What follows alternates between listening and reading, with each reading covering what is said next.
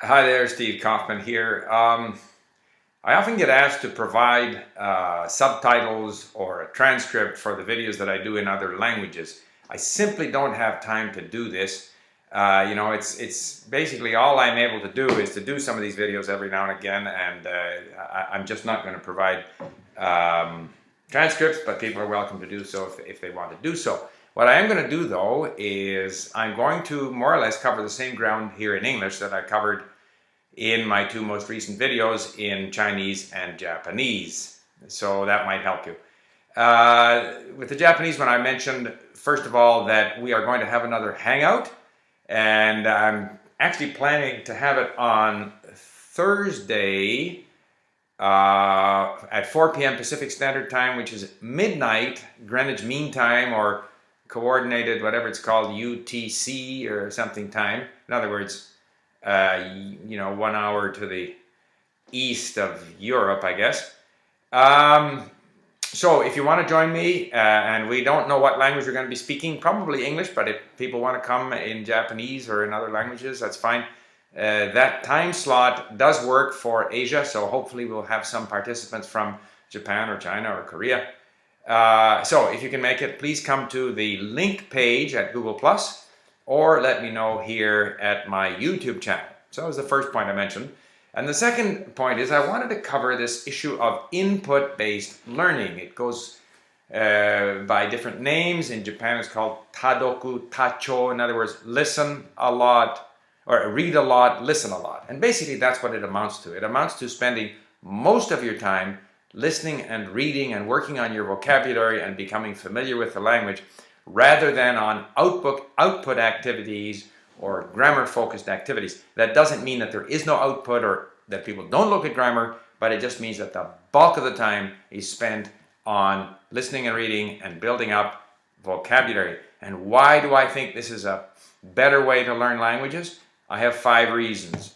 First of all, because it works. It works very well. Some of the best polyglots on the internet, or the famous Kato Lam, if you study their methods, you'll see that it generally involves a lot of reading, 100 years or so, 150 years ago, and of course today with the availability of new technology, listening.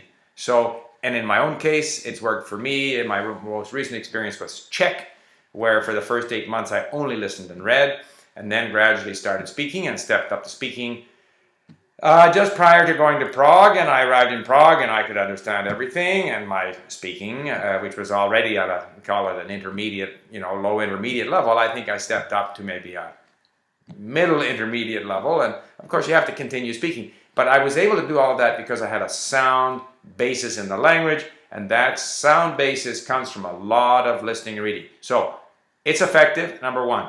Number 2, it's easy. You can do it anywhere. You can do it listening in your car, washing the dishes as I do, or exercising, and you just have it with you. You're waiting somewhere, you do it. So it's very easy. Similarly with reading, particularly now, I didn't mention it in Chinese or Japanese, but we have our iPad app, so if you're doing it at Link or somewhere else, you can have reading on your iPad. You can print stuff and read it. You can borrow stuff from the library. You can do it. It's so flexible. You don't have to go to a classroom, half an hour to get there, sit in the class, half an hour to come back. Also, in terms of effectiveness, I just wanted to mention too, like if you're listening or reading, you're 100% with the language. In a classroom, half the time you're having to listen to other students who may not use the language as well as you do, and so it's, to my mind, much less effective than time you spend with the language. The third thing about input-based learning is you're not making mistakes. A lot of people are afraid to make mistakes. If you're forced to speak, you'll make mistakes. You're listening. You can't make a mistake when you're listening. You might misunderstand something. You might not, it might be a little fuzzy at times. You may have the wrong interpretation. There's words you don't understand. None of that matters. That's part of the process. That's part of the process. And things that are unclear and fuzzy at an early stage will eventually start to become clearer. So you're not really making mistakes, but you're in that stage of your learning where the brain is gradually becoming more and more familiar with the language. You're learning more and more words, and of course things are going to be unclear to you. So that's an advantage. Another advantage of listening and reading is that you can do things that are interesting because you can choose what you want to listen to and read. Obviously, the first month or so, you're stuck with beginner material, which is often not very interesting, but I certainly encourage people to move beyond the beginner material as soon as possible to get into things of interest, because I certainly find that if I find something of interest, I will work, even if there's a lot of unknown words, I'll work hard with that text because it's of interest to me.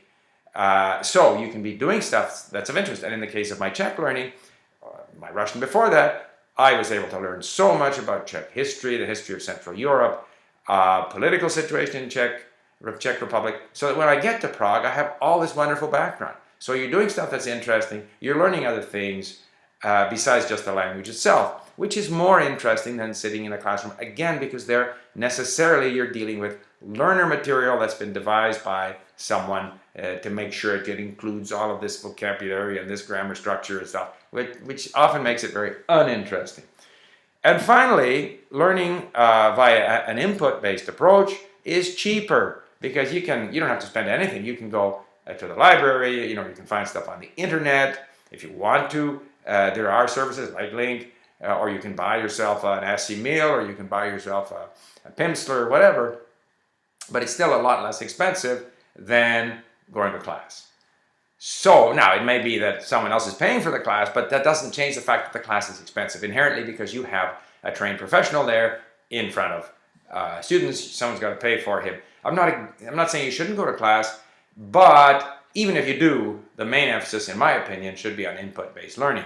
Now, input-based learning has a drawback, and that is that for it to be effective, you have to be motivated, you have to be disciplined, you have to be a self-starter, you have to be curious about things, you have to go out and find content of interest, you have to have the confidence that you can succeed. And this is often the problem with inexperienced language learners who have never really become fluent in another language. They can't visualize themselves as fluent, so they're kind of half defeated before they start. They think they'll never get there, and if you think that, then probably you won't. So you have to be a positive, confident, motivated, independent learner. However, if you go to a class and you aren't a confident, motivated, independent learner, you won't either. You won't learn either. And I mentioned the Chinese video that I did, that they did a study of Chinese immigrants to Canada and found that in 7 years, they followed about 3,000 immigrants who were taking ESL here at these government-sponsored schools, and there was essentially no improvement statistically, no improvement. Those that spoke well when they arrived, spoke well, continued to speak well. And those that didn't speak when they arrived, still couldn't speak very well. So that's just to say that very often the classroom environment, if the learner is not motivated, in other words, doesn't have all the qualities that you require to be an independent learner and to take advantage of listening and reading and input-based learning, if you don't have those qualities, you won't be successful in the classroom either. So the classroom can provide a lot of benefits, social benefits and feedback and so forth, but even if you're in a classroom, make sure that your main emphasis is on listening and reading and building up your vocabulary. And there you have it, and I'm sure that I'll get a lot of flack back for this one, but I really strongly believe it. It's the thing that people don't understand. You don't have to speak from day one. You don't have to do drills. You have to listen and read a lot. Thank you for listening.